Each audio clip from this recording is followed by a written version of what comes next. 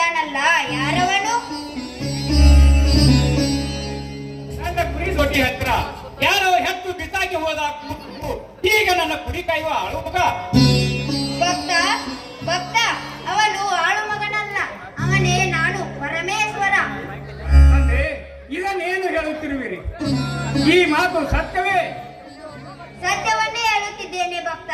ನೀನು ಮಕ್ಕಳಿಲ್ಲಾರದೆ ನನ್ನನ್ನು ದಿನಾಲೂ ಪರಿಯಾಗಿ ಬೇಡಿಕೊಂಡೆ. ನಾನು ಚಿಂತಾಕ್ರಾಂತನಾದೆ. ನಿನ್ನ ಮನೆಯಲ್ಲಿ ಸಂತಾನವಿಲ್ಲದ ಕಾರಣ ನಾನೇ ಆ ಪರದೇಶಿ ಕೂಸು ಕೆಂಚನಾಗಿ ಅವತಾರವೆತ್ತಿ ಅವತಾರ ಪುರುಷನಾಗಿ ನಿನ್ನ ಮನೆಗೆ ಬಂದಿದ್ದೇನೆ. ಸಂತೋಷವಾಯಿತು ತಂದೆ, ಸಂತೋಷವಾಯಿತು.